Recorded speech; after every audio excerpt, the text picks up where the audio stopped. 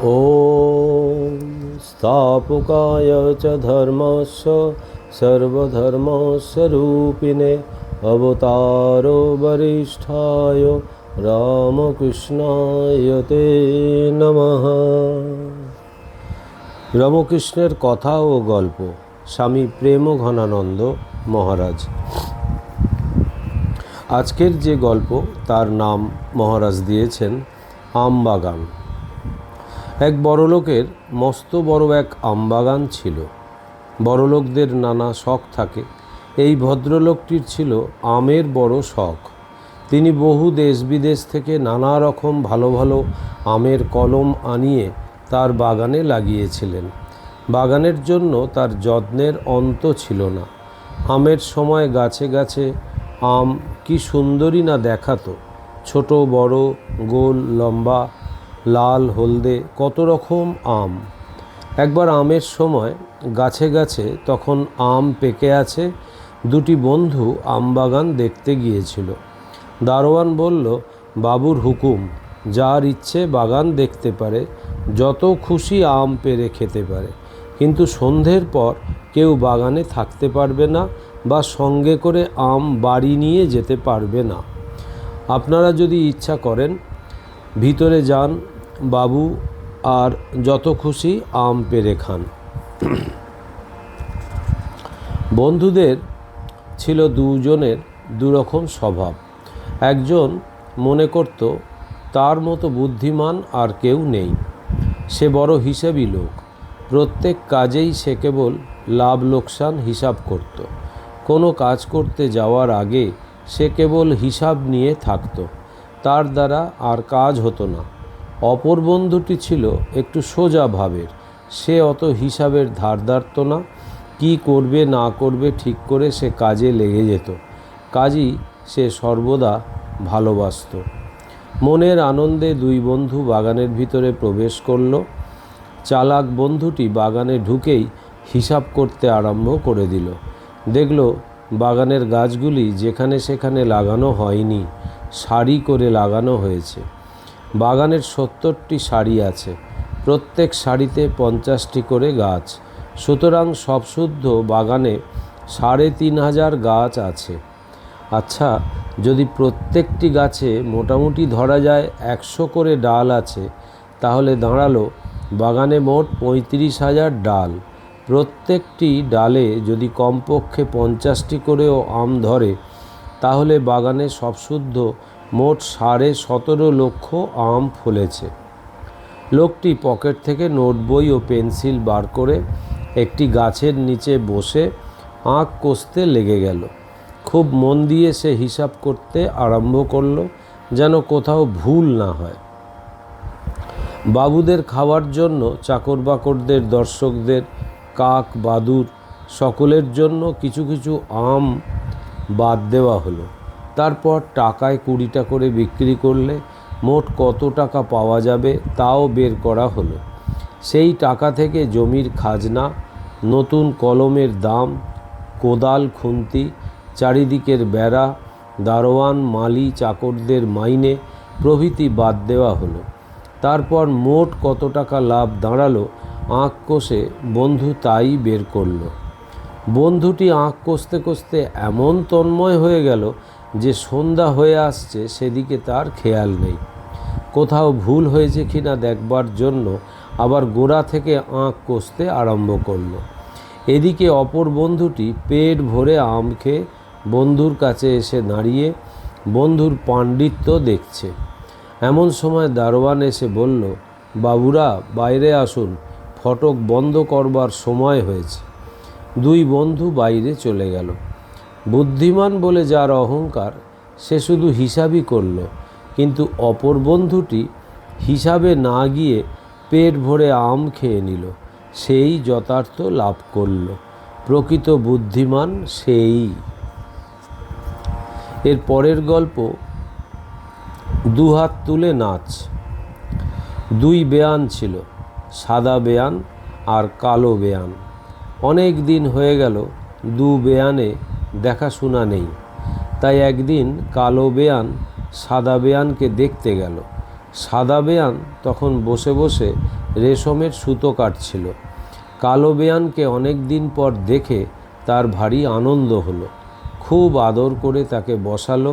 খানিকক্ষণ কথাবার্তার পর সাদা বেয়ান বলল, তোমাকে দেখে আমার আজ কি আনন্দ যে হচ্ছে বেয়ান, তা আর কি বলবো। তুমি বসো, আমি যাই তোমার জন্য কিছু জল খাবার নিয়ে আসি। এই বলে সাদা বেয়ান ভেতরে চলে গেল। এদিকে নানা রঙের রেশমের সুতো দেখে কালো বেয়ানের ভারী লোভ হলো। সে নাড়াচাড়া করে সব সুতোগুলো দেখতে লাগলো। শেষে লোভ সামলাতে না পেরে একতারা সুতো বগলে করে লুকিয়ে ফেলল। সাদা বেয়ান জলখাবার নিয়ে এলো আর কালো বেয়ানকে খুব আদর করে খাওয়াতে লাগলো। হঠাৎ সুতোর দিকে চেয়ে দেখল একতারা সুতো যেন কম। বেয়ানকে খাওয়াতে খাওয়াতে সে লক্ষ্য করে বুঝতে পারল একতারা সুন্দর রেশম কালো বেয়ান বগলে লুকিয়েছে। তখন সে সুতোটা আদায় করবার একটা ফন্দি করল। সাদা বেয়ান যে কালো বেয়ানের কাণ্ডটি টের পেয়েছে এ কথা তাকে সে বুঝতে দিল না। বেয়ানকে সে খুব আদর করে খাওয়াতে লাগলো আর কত গল্প করতে লাগলো, কত পুরানো কথা, কত সব। তারপর সাদা বেয়ান কালোকে বলল, ভাই, এতদিন পর তোমার সঙ্গে দেখা, আজ আমার ভারী আনন্দের দিন। কালো বলল, আমারও ভারী আনন্দ হচ্ছে। সাদা বলল, আমার ভারী ইচ্ছা করছে দু বেয়ানে একটু নাচি। তখন দুজনে মিলে নাচতে আরম্ভ করলো। সাদা বেয়ান দেখল কালো বেয়ান এক হাতে বগল টিপে খুব সাবধানে নাচছে। তখন সে বলল, এসো আমরা দুহাত তুলে নাচি। এই বলে সাদা বেয়ান দুহাত তুলে নাচতে আরম্ভ করলো, কিন্তু কালো বেয়ান এক হাতে খুব সাবধানে বগল টিপে শুধু এক হাত তুলে নাচতে লাগলো। তখন সাদা বেয়ান বলল, সে কি বেয়ান, এক হাত তুলে আবার কি নাচ? দু হাতে তুলে না নাচতে পারলে কি তেমন আনন্দ হয়? কালো বেয়ান মুখ ভার করে বলল, কি করি ভাই, যে যেমন জানে। সকলে কি আর তোমার মতো দুহাত তুলে নাচতে পারে? এর পরের গল্পের নাম বাজিকর। মনই সব। শকুনি কত উঁচুতে ওড়ে, কিন্তু তার মন থাকে কোথায়? কোথায় গরু মরছে, কোথায় কুকুর বিড়াল মরছে। এরকম অনেক লোক আছে যারা অনেক বড় বড় কথা বলে বা বড় বড় কাজ করে, কিন্তু তাদের মন থাকে ছোট ছোট বিষয়, তাদের বিশেষ উন্নতি হয় না। অনেক দিনের কথা, একজন বাজিকর বাজি দেখাচ্ছিল রাজ দরবারে। রাজা, পাত্র, মিত্র সব বসে বাজিকরের বাজি দেখছেন। বাজিকর কত রকম খেলা দেখাচ্ছে আর মাঝে মাঝে চিৎকার করে বলছে, লাগ ভেলকি লাগ, রাজা কাপড়া দেও, রুপিয়া দেও, লাগ ভেলকি লাগ। সকলে অবাক হয়ে বাজি দেখছে। হঠাৎ একটা বিপদ হলো। বাজি দেখাতে দেখাতে বাজিকরের তালুর কাছে জিভটা কীরকম উল্টে গেল। এরূপ হলে মানুষের শ্বাস বন্ধ হয়ে যায়, শরীরের সব কাজ বন্ধ হয়ে যায়, কিন্তু মানুষ মরে না, দেখলে মনে হয় মারা গিয়েছে। এইভাবে শরীর বহুদিন থাকে। এই অবস্থায় মানুষের জ্ঞান থাকে না, আবার শরীরও নষ্ট হয় না। জিভ উল্টে শ্বাস বন্ধ হয়ে যাওয়ার নাম কুম্ভক।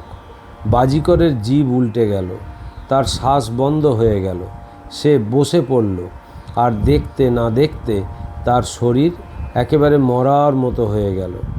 সকলে মনে করল বাজি দেখাতে গিয়ে কি গোলমাল হয়ে লোকটা হঠাৎ মারা গেল।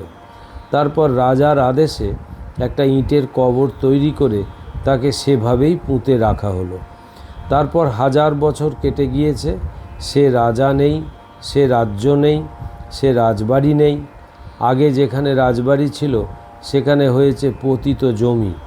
কতকগুলো চাষা সেই জমি বন্দোবস্ত নিয়ে চাষের উপযোগী করবার জন্য মাটি কেটে সমান করতে লাগলো। যেখানে বাজিকরের কবর ছিল সেই জায়গাটা একটু উঁচু হয়েছিল। চাষারা সেখানকার মাটি কাটতে কাটতে দেখে একটা কবর, আর তার ভিতর একটা মানুষ বসে আছে। সকলে ধরাধরি করে ওপরে ওঠালো। ধরাধরি করে ওঠাবার সময় নাড়াচাড়া খেয়ে বাজিকরের জিভ তালু থেকে সরে গেল। তখন তার আবার জ্ঞান ফিরে এলো। তখন চিৎকার করে সে বলতে আরম্ভ করলো, লাগ ভেলকি লাগ, রাজা কাপড়া দেও, রুপিয়া দেও, লাগ ভেলকি লাগ। কোদাল লাঙল সব ফেলে চাষিরা যে যেদিকে পারে দৌড়ে পালিয়ে গেল। বাজিকর তখনও বলছে, কাপড়া দেও, রুপিয়া দেও, লাগ ভেলকি লাগ। যোগীরা কুম্ভক করে মন স্থির করেন। তখন তারা হৃদয়ে ভগবানের দর্শন পান। বাজিকরের মন ঈশ্বরের দিকে ছিল না, তাই এত উঁচু অবস্থা লাভ করেও তার কিছুই লাভ হলো না। এর পরের গল্প ভাগবত পণ্ডিত। এক পণ্ডিত রাজাকে ভাগবত পাঠ করে শোনাতেন। খুব বড় পণ্ডিত, অনেক শাস্ত্র পাঠ করেছেন, মস্ত বিদ্বান। রাজাও খুব ভক্তিমান। পাঠের সময় মাঝে মাঝে পণ্ডিত রাজাকে জিজ্ঞেস করতেন, মহারাজ বুঝেছেন? রাজা উত্তর করতেন, পণ্ডিত মশাই, আগে আপনি বুঝুন। রাজার মনের ভাব পণ্ডিত বুঝতেন না। তার মতো এত অগাধ বিদ্যা দেশের আর কোনো পণ্ডিতের নেই। ভাগবতের সংস্কৃত কথাগুলোর মানে না বোঝবার কি আছে? পণ্ডিত নিজেও কত সংস্কৃত শ্লোক রচনা করেছেন। যা হোক, পণ্ডিত রাজসভায় ভাগবত পাঠ করে যান। কঠিন কঠিন জায়গাগুলো খুব ভালো করে ব্যাখ্যা করেন। রাজা এক মনে ভাগবত শোনেন, কিন্তু তিনি বুঝতে পারলেন কি না তার মুখ দেখে কিছুই বোঝা যেত না। পণ্ডিত আবার জিজ্ঞেস করলেন, মহারাজ আপনি বুঝতে পারছেন? আবার সেই উত্তর, আগে আপনি বুঝুন। রাজার কথায় পণ্ডিত অবাক হয়ে যান। তিনি ভাগবতের অর্থ বুঝতে পারেন, কিন্তু রাজার কথার অর্থ বুঝতে পারেন না। বাড়ি গিয়ে পণ্ডিত এক মনে ভাগবত পাঠ করেন। পরদিন আবার রাজসভায় আসেন। পাঠের সময় পণ্ডিত রাজাকে প্রশ্ন করেন। রাজা আবার সেই উত্তর দেন, আপনি আগে বুঝুন। পণ্ডিতের মনে কীরকম খটকা লাগলো। বাড়ি গিয়ে খুব মনোযোগ দিয়ে ভাগবত পাঠ করতে আরম্ভ করলেন। আজ পণ্ডিতের কি হলো? যতই পাঠ করেন ততই তার ভালো লাগে, ততই যেন নতুন অর্থ খুঁজে পান। তার মনে হতে লাগলো সত্যি এতদিন তিনি ভাগবত বুঝতে পারেননি। পণ্ডিত যত পড়েন ততই তার ভালো লাগে। পণ্ডিতের রাজবাড়ি যাওয়া ভুল হলো, ধীরে ধীরে খাওয়া ভুল হলো, ঘুম ভুল হলো। রাত দিন ভাগবত নিয়ে বসে থাকেন, পড়েন আর দু চোখে অবিরাম ধারা বেয়ে পড়ে। একদিন যায়, দুদিন যায়, 3 দিন যায়, ভাগবত পণ্ডিত আর রাজবাড়ি আসেন না। রাজা ভাবেন পণ্ডিতের কি হলো। দেখতে দেখতে আরও কিছুদিন কেটে গেল। ভাগবত পণ্ডিত তবুও রাজাকে ভাগবত শোনাতে এলেন না। রাজার মনে সন্দেহ ছিল। তিনি ছদ্মবেশে একদিন ধীরে ধীরে পণ্ডিতের বাড়ি গিয়ে উপস্থিত হলেন। গিয়ে দেখেন একাকী বসে ভাগবত পাঠ করছেন আর চোখ দিয়ে ধারা বেয়ে পড়ছে। রাজা গিয়ে সামনে দাঁড়ালেন। পণ্ডিতের সে খেয়াল নেই। তিনি আপনভাবে আপনি বিভোর হয়ে ভাগবত পাঠ করছেন। এ অবস্থা দেখে রাজার মনে বড় ভক্তির উদয় হলো। তিনিও এক পাশে বসে এক মনে ভাগবত শুনতে লাগলেন। অনেকক্ষণ পর পণ্ডিতের পাঠ শেষ হলো। রাজা গিয়ে তখন পণ্ডিতকে মাটিতে পড়ে প্রণাম করলেন। পণ্ডিত রাজাকে দেখে চিনতে পারলেন। বললেন, মহারাজ আপনিই আমার চোখ খুলে দিয়েছেন। ॐ निरञ्जनं नित्यम् अनन्तरूपं भक्तानुकम्पाधीतविग्रहं वै ईशावतारं परमेशमिड्डं तं रामकृष्णं शिरसा नमाम्यहम्। श्रीरामकृष्णार्पणमस्तु।